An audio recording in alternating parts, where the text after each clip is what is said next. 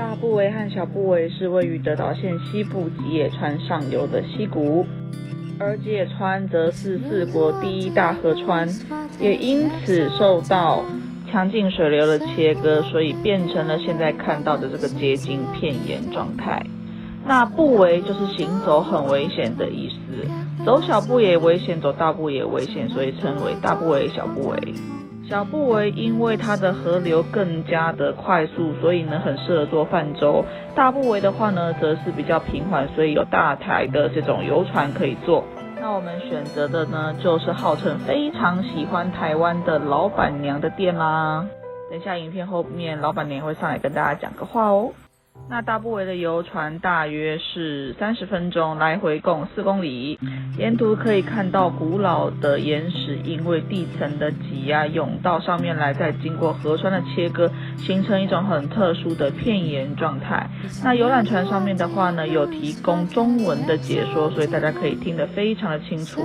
同时我们也发挥想象力，经过的石头长得像什么样的动物呢？是不是有的像狮子，有的像乌龟呢？那因为大部围、小部围属于自然名胜哦，所以这个地方是不能够进行河川的破坏，所以河水非常的绿。那旁边现在看到的这个的话呢，则是铁道。每到了中午的时候，会有一台火车经过，上面可以吃便当，边看着美丽的风景，边吃着火车便当，游览也是非常的不错，对吧？那当时建造也是费尽了一番功夫啊。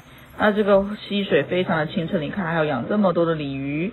在这里面也有捕到非常多的香鱼，所以在大部围吃饭的时候呢，常常会看到烤香鱼的出现哦。那团体课老板娘都会上来送客。水啊，我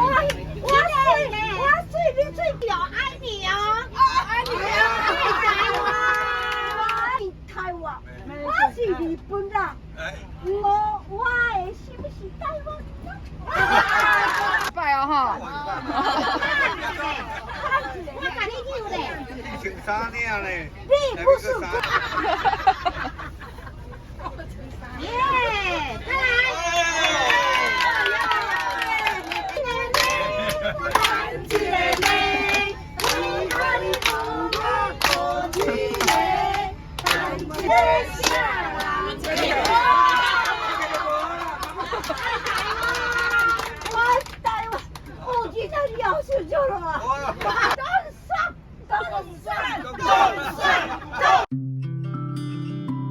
离开了热情的大部围老板娘的店之后呢，开车往深山里面再开20分钟左右，会来到一个日本3大奇桥之一的葛藤桥，位于足谷溪的上方。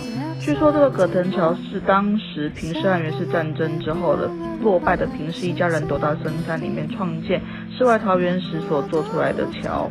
当敌人来袭时，可以把桥砍断，让敌人无法进来里面。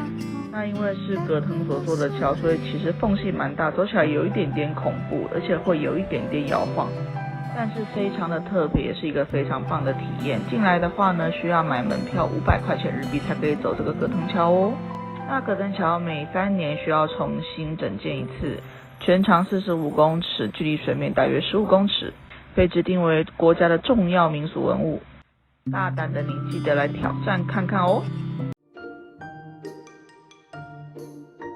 现在看到的鸣门大桥位于鸣门海峡中，主要连接4国以及淡路岛的桥梁。本身鸣门是属于4国的德岛县。那在这个鸣门海峡有一个非常特别的自然奇景，就是鸣门的漩涡。这个漩涡的话呢，全世界有3大漩涡，分别是意大利半岛跟西西里岛之间的海峡，以及北美西岸跟温哥华东岸之间的另外一个海峡，以及现在看到的鸣门海峡，号称3大漩涡。那从停车场走过来需要走大约500公尺的路线，要走到鸣门大桥的正下方。鸣门大桥的游步道窝之道，它距离海面45公尺，全长有450公尺，是利用鸣门桥的桥眼空间设置成的走道。走道的地板上有几个玻璃窗，你可以透过这个玻璃欣赏到雄伟壮观的漩涡跟鸣门海峡的激流，还能看到濑户内海的美丽景观。那进来窝之道的入口这个地方需要买门票才能够进去走窝之道。名门海峡它本身位于名门跟淡路岛之间，也是濑户内海跟纪伊水道交汇的地点。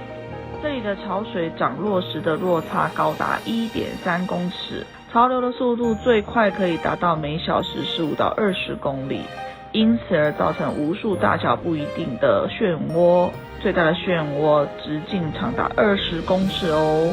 那只要涨潮或者是退潮的落差的时候，可以看到的漩涡是最清楚明显的。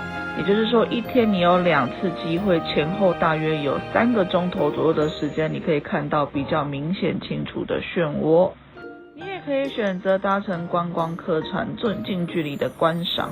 那因为在这个桥下面的步道全长也是有450公尺，所以走一走怕脚会酸，它就一共设置了3个休息区。那这3个休息区的话呢，分别也都会放一些可以展示告诉你名门大桥的一些知识的一些东西放在这个位置。那我知道的话呢，本身有提供3种语言的介绍，分别是日语跟英语以及中文。所以当你来到窝知道里面的时候，其实有中文详细的在做解说哦。那我们这次来的时候刚好已经超过了这个涨潮跟退潮的时间点，所以看不到非常特别明显的漩涡，但是你可以看得出远远有一点点变化的样子。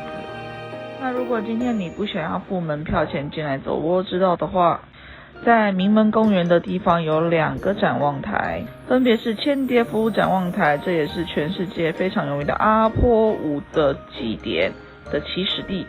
另一个的话呢，则是海拔99公尺高的名门山展望台。在这2个展望台都可以看到漩涡的样子。那除了2个展望台，还有一个东洋第一场的观光用电梯，从下到上最高的距离有34公尺，全长68公尺。在顶端也可以360度的欣赏自然景观，以及看名门桥以及漩涡。另外也还有名门桥的架桥纪念馆。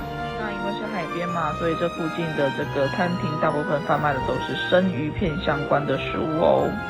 那淡路岛的另外一边连接到本州神户的就是非常有名的明石大桥，它也有像窝知道一样的步道可以走哦。